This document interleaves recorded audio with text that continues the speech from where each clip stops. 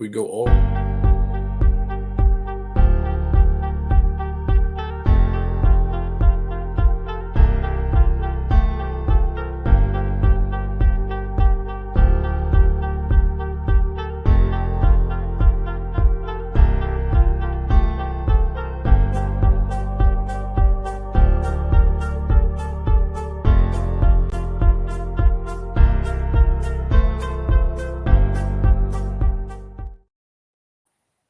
Hey, welcome to the College Hockey Show. I'm your host, the Sports Spirit, aka Jeremiah Maxwell. With me, as always, Mike Guarino, the Degenerate Bostonian. Mike, how's your morning going? I guess afternoon now on the East Coast, 2:00 there. So far, so good. I mean, above all anything, happy Friday, everybody. Yeah, happy Friday. TGIF, right? TGIF. Also, happy Veterans Day. I know here in the States and in Canada, this is a Veterans Memorial Month, so it's Hall of Fame weekend. I know. Happy, shout out. We got the poppy up for brethren, and I appreciate everybody, man. Appreciate y'all. As Everyone you guys thank know, a veteran, especially Monday. All right, we have off for a reason. Everyone go thank somebody. It's not hard. Yeah, and as a former veteran, I appreciate it so much. So anyway, sending out the tweet, but we're live. Let's get right into it, Mike. You got a lot of bets. For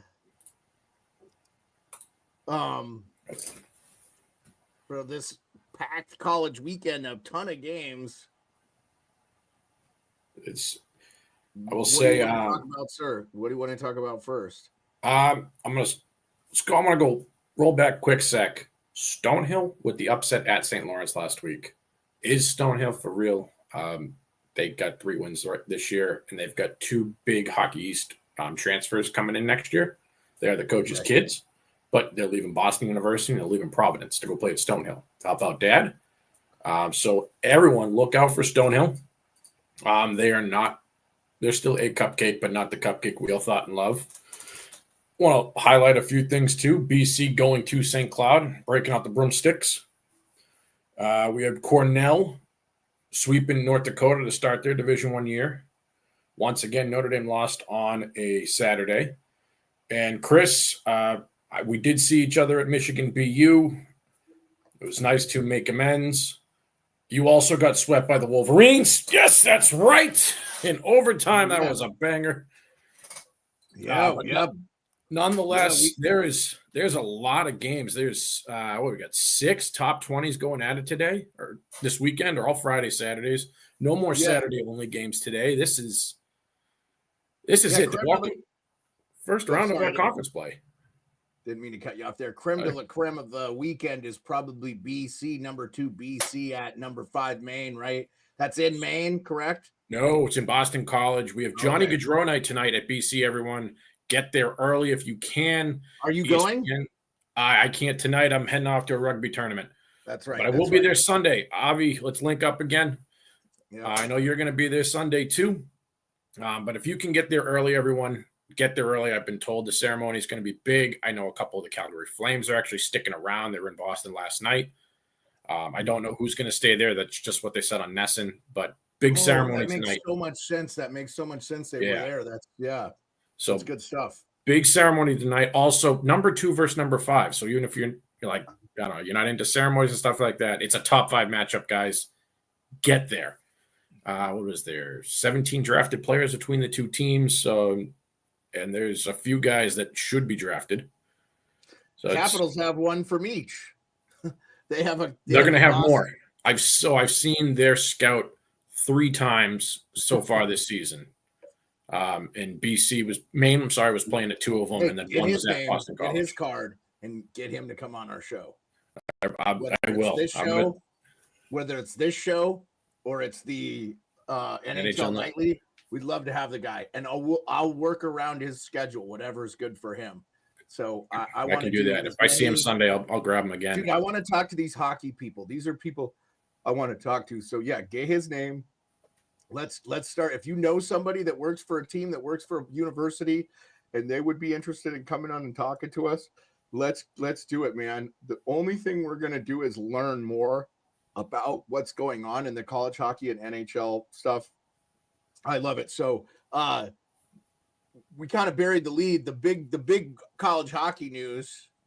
The big college hockey news was that the NCAA met and CHL players will now be granted exemptions to come to the NCAA. The couple exceptions that I got was if you're a draftee, already been drafted by an NHL team, you won't be able to do it. And if you Canadians cannot get NIL as of right now. Now Canada could change their laws, but I believe this is Canadian law, not US stuff. Correct. So, because the US pays foreign people to come work all the time. So those are kind of the two big caveats that I got from it. But it's what are your thoughts there, Mike? I think it's needed. I mean, part of it for college hockey, it's great. They become, in my mind, they become the premiership league, but also for the player, for the NHL, I think it's huge because at 18 years old, right now, you're making a decision, or even 16 years old, you're making a decision. Do I go play juniors, risk my eligibility, and have to go D3, or I could go pro, or do I go the college route? And now you can go, well, why not both? And I think the juniors, the major juniors up there, it's huge. It's super talented. We've seen how many draft picks come out of all those leagues. Like, there's a reason for their success. Yeah. But now at 20 years old, you've done your 2 or 3 years of juniors. You don't have to go to the ECHL. You can go play 3 or 4 years of college, or even 5 if you get a grad. And this is going to benefit the Canadian kids and everybody kids that go to this. This is great for the players.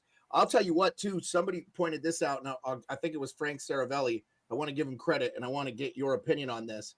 We've been talking about how the Canadian goaltending has failed. Well, most Canadian kids do go to the CHL, but if you're a goalie, you don't play probably the first or second year you're in juniors. Then you only get 2 years maybe to start, and then you're done. Then you go to the ECHL, maybe the AHL, unless you're an elite level prospect. But I'm talking about as a broad spectrum. And hey, look, I'm not saying I'm not criticizing these kids if they don't do anything after juniors, they just go to college. But if do you want to go to Wheeling, West Virginia and play in the ECHL, make $500 a game? I mean, I don't know, man. I understand these kids not wanting to do that and going to college and better, for just realizing, okay, it's not in the cards for me to be a high level pro. So, but I think this is going to help Canadian goaltending develop. What are your thoughts? Absolutely will. And the reason I was, I guess I'll say, you're 20 years old, right? You've done your juniors. You're now going to go. And for anyone who's unfamiliar with American colleges, especially the big schools, we're talking about the Michigans, your Notre Dames, the BUs, they have facilities equal, if not better, to NHL facilities. And they have nutritionists and they have trainers. That's their only job as a trainer. That's their only job as this team's nutritionist. All right. I was a Division III rugby player. I had a trainer only for the rugby team. I had a nutritionist only for the rugby team. That's Division III. What are these big D1 schools getting? And so that's what I'm saying. It's better for the athlete itself. And you're right. Maybe you aren't going to go pro. Maybe you're going to RIT and Michigan Tech. Well, you still get to do 4 more years of the thing you love the most, right? You don't, if you're not going pro, you can still play hockey, still play some beer league. It's 4 more years of getting what you want to do, and you get an education out of it. And Mike, we're not even talking about this.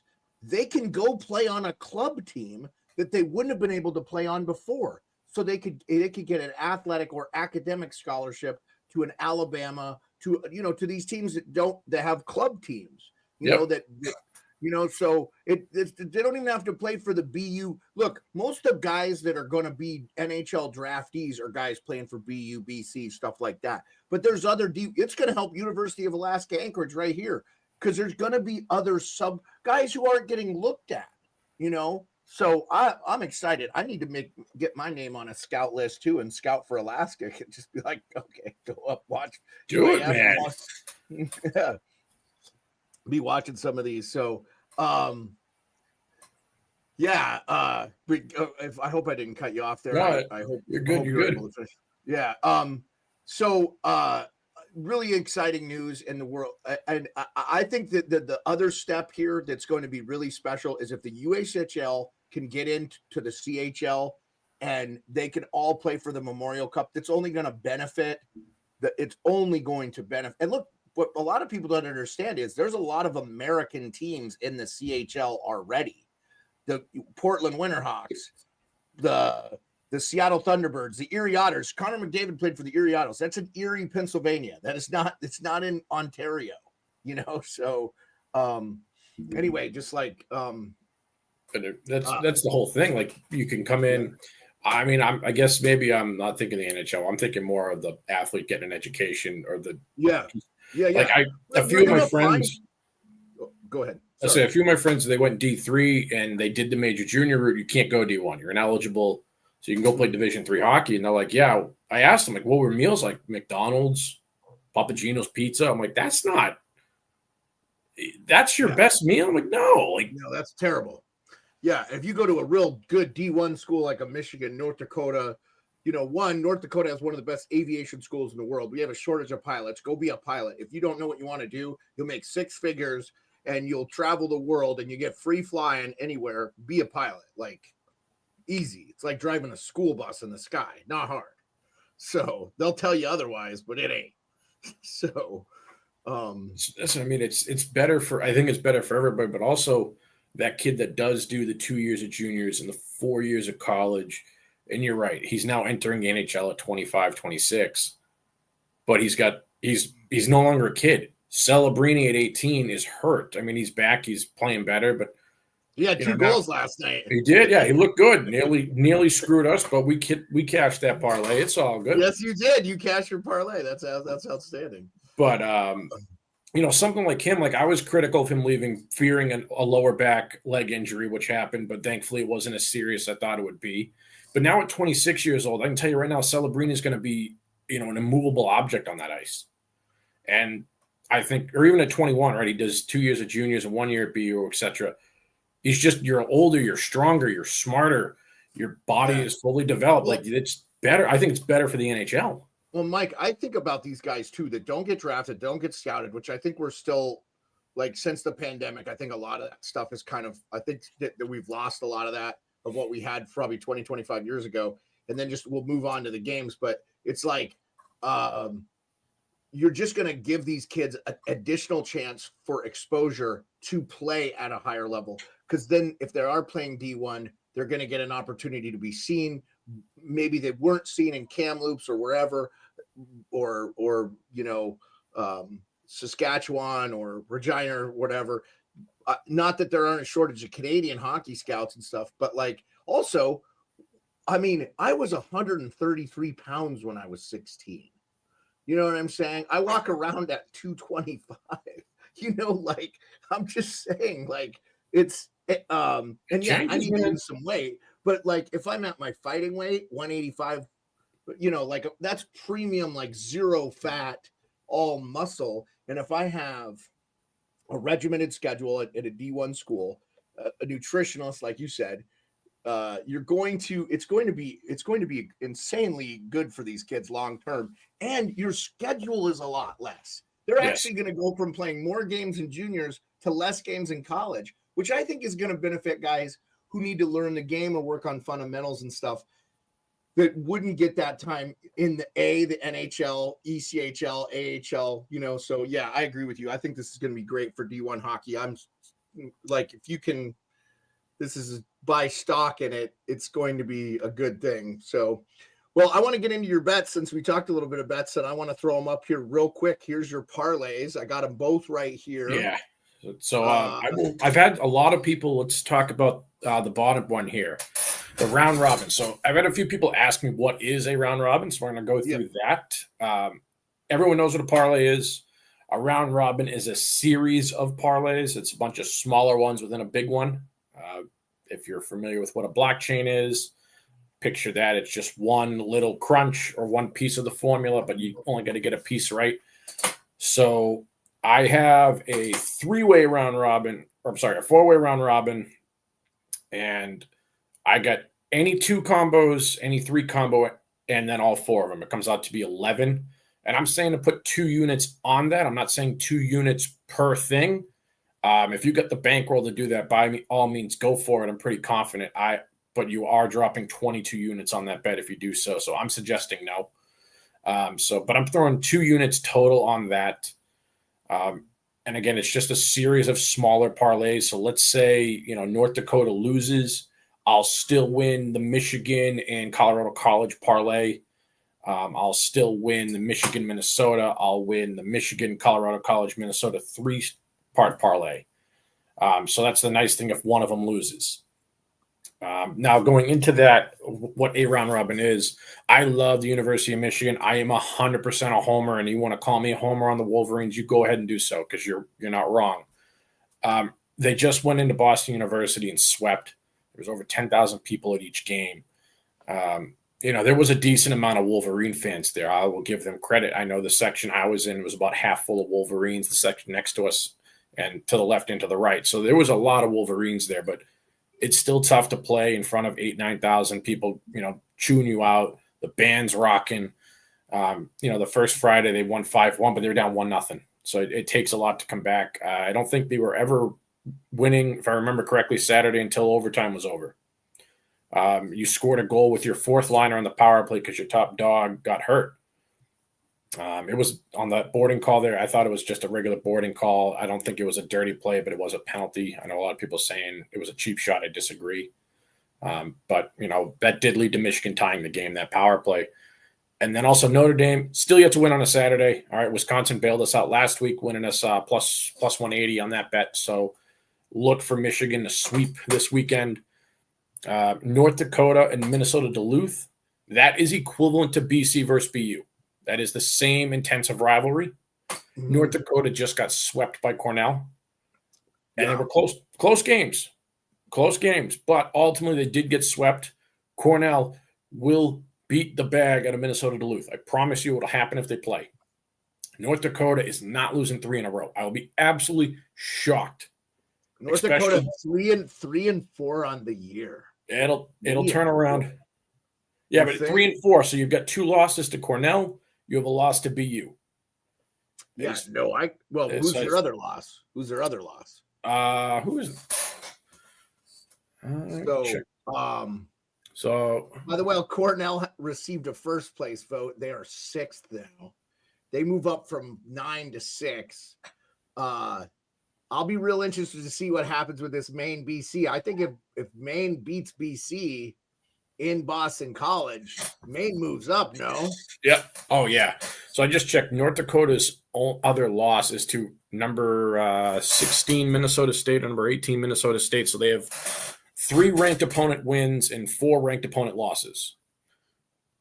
With that being said, they're going to bounce back on Duluth here. Yeah, I mean, look, we're not crapping on Nodak. Like, they're one of the best. Yeah. Here, let me go back to the full here while we're waiting. I would pull up the top 25. I've got it here. If you need it, just ask. But I wanted to keep your bets close, so we could go over those, which I feel like you pretty much have kind of just done so. What other matchup that you didn't put money on that you're talking? I want to. All right. So I'll lead into Maine, BC. I think if one of those 2 sweeps, I do think they jump Denver into number 1. I'll be struggling. Ooh, really? With Denver being undefeated? Even with Denver being undefeated, I think if BC sweeps Maine, granted they're at home, you'll have swept St. Cloud. You'll have swept Maine. You'll beat Western Michigan. That was a Saturday-only game. I'm struggling just based off strength of schedule. Now, with that being said, pairwise doesn't kick in until after New Year's, and the pairwise will put them ahead based off how many ranked opponent wins. If for anyone who doesn't know what pairwise is, it's strength of schedule, more or less. Goal differential plays in, all that stuff. Right. And so right now we want to focus on the poll. After New Year's, we flip to pairwise because that's how we decide who makes the tournament. But that's a game or a weekend series I really want to highlight. 2 versus 5. I think it explains itself. Sticking with the Big Ten, Michigan State, Ohio State, Augustina, you got to show up for me, buddy. This is your big test. Actually, the Savage is taking them at -270. This is Augustina's time to shine. You split with BC. Good for you, man. You've got to beat the Buckeyes. All right, I think they're overrated. I think they're ranked higher than they should. Michigan State's going to roll them. I think they need to. They need to. Because again, I'm going to drop the pairwise.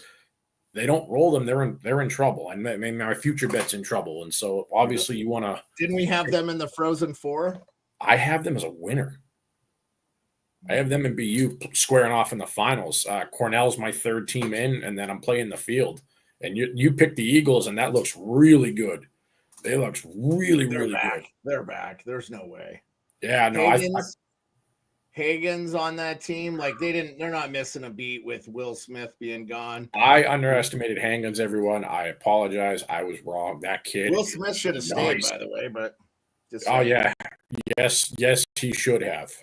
But he left. Chase, I can't. I mean, it's hard to say no to, what was it, $750,000 or $1 million? I mean, the sooner you get your NHL career started, the quicker you can get into those bigger deals. I think is what a lot of these guys are seeing. And look, man, like just with the NHL in general, I feel like these guys feel like they have a 10-year window to make money, right? Yes. 10 or 11 years. These top end guys, even because you just don't know what's going to happen.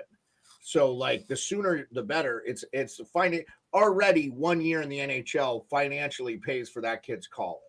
So Correct. He could go back to school and finish up and go into the workforce. So and schools like BC have programs for guys that get drafted and come back. They pick up their credits wherever they left off. So you're right. He completes this year. At least he can go back and get a flawless education, and he'll be fine. I hope he has a long hockey career. But if worst comes to worst, he'll just have to graduate from Boston College. Like, it's not a tough life for Will Smith ahead of him. And any of these athletes, for that matter. Other games I want to highlight is UMass Lowell and BU. If Lowell wins one of these games, my under for total wins on the year is busted. Give you a hint, they're probably going to break that because they're not going to lose every game from here until March. I thought Lowell would be a bottom dweller. BU just got swept. There's a lot of – these guys know each other. It's moved up from 20th to 17th, UMass Lowell did. This is a game, like if I wasn't traveling tonight, if I could have been around, I know the Savage would be at Aganis tonight. Frisbee Brian, if you guys are hitting Frisbee bets. Does he have a bet?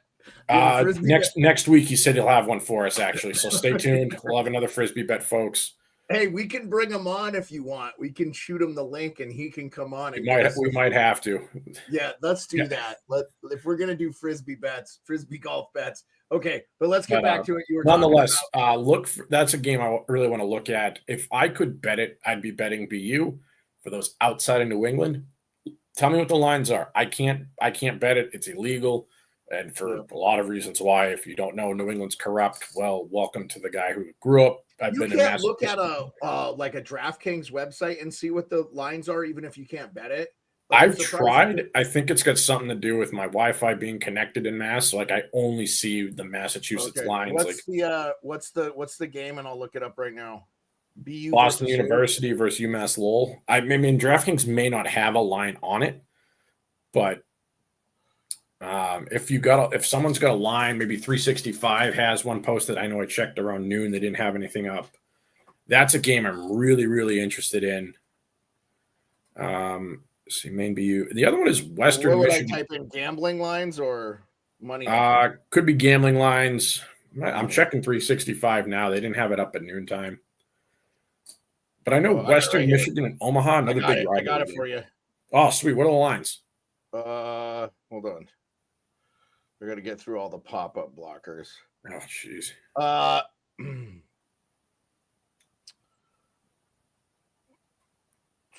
Ooh. What am I looking at here? 365 has spreads only. UMass Lowell is even at +1.5. That's kind of tempting. Ooh. Yeah. What? I'll send you this. I'll text you this. That works. It's I don't know how to read it. I'll just send it to you.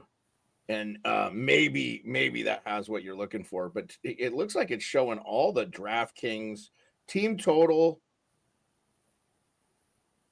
Yeah, I do not know. This is scores and odds. Is that giving you what you're looking for there? Yep. So if that's good, I can throw that on the screen. So it's not written in conventional Yeah, staying in gambling terms, so I can translate, but they're saying 6.5 goals is even, which is all right. I can get behind that. Lowell is at 40% on that. So what do they have them for? Over, under. Oh, okay. I hit the wrong tab. Yeah, the over under five. So Over it's under 5-4-4-6. I don't know. It makes no sense to me. Against the spread. It's giving you so line. it's different odds, which is unique. I know 365 doesn't have any money line options, but Lowell plus 1.5 is even money. That's tempting. It's honestly tempting for me.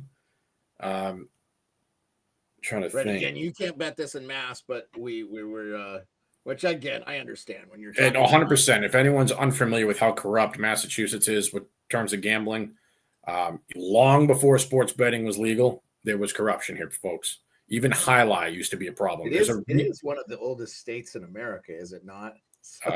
Up there, yeah. Like again, if 400 anyone knows what highlight is, like that's how bad it got. They had to move it to Rhode Island. They had to take highlight out of Boston. Like that is how bad it got here, people. I know what highlight is. Yeah, it's like the best way I can describe it is like a different form of racquetball. But they had a big. Yeah, it's very big in Miami. I love it. I think it's cool. I love watching on TV, but they had to remove the highlight courts in Massachusetts at one point. Like that is where we are here in Boston. That's so funny. But yeah, no, the other game I'm looking at is Western Michigan and Omaha. That's, again, another big rivalry. I'll, again, say it's equal to BC, BU, but the intensity isn't there like them, but it's the same style to them. To those two schools, it is. Another big matchup. Omaha needs to right the ship. You were a tournament team last year. You hung in with Minnesota. You need to right the ship now. This is your chance. You're going against your rival. You're at home. You need to turn this game around now. Or else I think their season's over. Like, I don't want to, it sounds crazy to say we're not even at Thanksgiving. I'm counting them out, but Colorado College, no joke. Denver, no joke. North Dakota, no joke. Like, if you go 500 against top 10 teams, you're in the tournament, and Dakota is just that. So Denver is undefeated. Yeah, I mean, Denver's undefeated. Maine is undefeated in regulation. Colorado College is undefeated. Ohio State is undefeated in regulation. But we expect that to change this weekend for sure. Yep. So yeah, I mean, and the top, and Union, Dartmouth, Niagara, Harvard, Omaha, Arizona State, Clarkson, Augustana, Connecticut, Bemidji State, Wisconsin. I am a little bit surprised that Quinnipiac is still in the top 20, but we'll give them a chance, like you said. Oh, hey, we got Avi in dropping some dimes before we get off. Michigan money line. Yep. Michigan money line, Michigan State money line, Colorado College money line, Minnesota money line, Minnesota State money line, college hockey. Ones I see on DraftKings, those are my plays. So okay. I actually agreed with all of them except two. Devils, what's going on? Yeah, so thank you, Devils. I appreciate you. This is he's a writer. He reached out to me, asked me some stuff. Appreciate you jumping on. This is our college hockey show. Please leave a like, subscribe, turn on notifications. This is on the Sports Beard. But hey, Avi, we appreciate you being out and about. You are a loyal guy, man. Avi, we got to do something nice for you, like buy you a jersey or something, because you're kind of like our OG for both shows. So I appreciate you, man. You spread the word about if you got any more hockey diehard friends, we'd love to have them. So, and Devil's Joint, appreciate you being with us too, man. So just finish your thoughts on the top 25, and then if there's a sleeper game or a savage pick, we can get into that. I'll go back on Quinnipiac. They haven't played. They've been getting swept at Maine was shocking to me. Splitting with UNH. How they're still ranked, I don't know. Let the season play out. I'm going to say they're trying to get more ECAC teams in. So I look at Omaha, like Quinnipiac could be the reason they don't get into the tournament. It's tough making the tournament as the fourth place team in your conference. Providence, I think, has a chance this year. BC, BU, Maine, and then Providence. But it's tough to take four teams from one conference. So if you're Providence, pick it up. If you're Omaha, I actually think you're already out, but it's not Thanksgiving yet, so pick it up. But for top 20 teams, I'd say hang tight. Don't sweat it until pairwise comes up. But once, New Year's hits, you've had your winter break, schedules get really tight. The Bean Pot's going to happen. The state of Minnesota tournament's going to happen. Lake Placid has a tournament. The Dublin 4 happens. Like, all these tournaments happen. And guys, if you're not winning, your pairwise is going to tank. They weigh those neutral site games a lot. Like, you gotta win. You gotta win now to set yourself up. So I think Omaha is setting himself up for failure. I think Quinnipiac's getting a little love from the NCAAs, which is fine.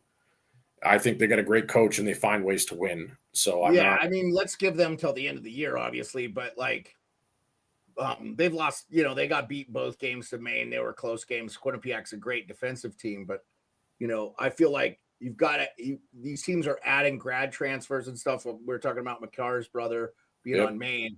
Like, I mean, I hope Maine is there just in the Frozen Four because, one, their jerseys are the best. Like, they're the best. I want to find the old jersey with the bear on it. Like, I haven't found that jersey, and I want it bad. Facebook Marketplace, I hear, is a great place to find a lot of that stuff. All right. I don't have Facebook, so maybe we have to set up a Facebook profile for the Sports Beard just so we can get some jerseys purchased. But now I think I might not because it'll cost. I see my savings just flying out the window. Yeah, I know. Yep, I totally get it, man. Okay. Anything you want to? We probably got to wrap up here, man. I imagine you got to get back to work and do. So I'm going to say, guys, on the round robins, any other questions, fire directly. It's confusing to learn.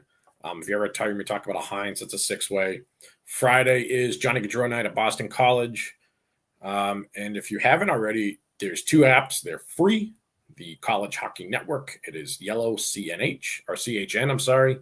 And a blue one in your app store is the USCHO app, United States College Hockey Organization.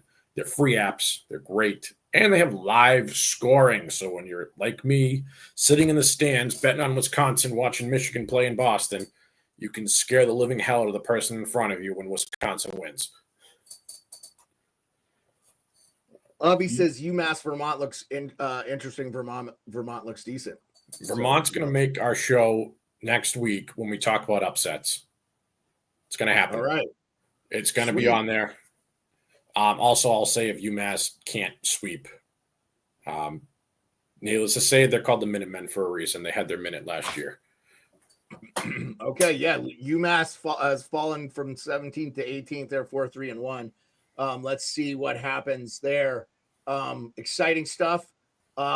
ESPN Plus, Big Ten Network should have a lot of these games for you to watch. Obviously, see you Sunday, brother. Yeah, have a good weekend doing the rugby, and I'll see everybody back here 10 o'clock Eastern for NHL Nightly. We got caps, pins, caps, 20th year of O.V. Crosby. Pins are coming off of back-to-back. Lots of bets coming out from this morning. We called our stuff last night. If you're interested, go back and watch last night's show on YouTube on my channel, The Sports Beard, right here, which brought you. I appreciate you. Everybody have a great Friday. Thank you to all the veterans, men and women that served our country. Appreciate you as a member of you. Enjoy the long weekend and remember the fallen. Appreciate it.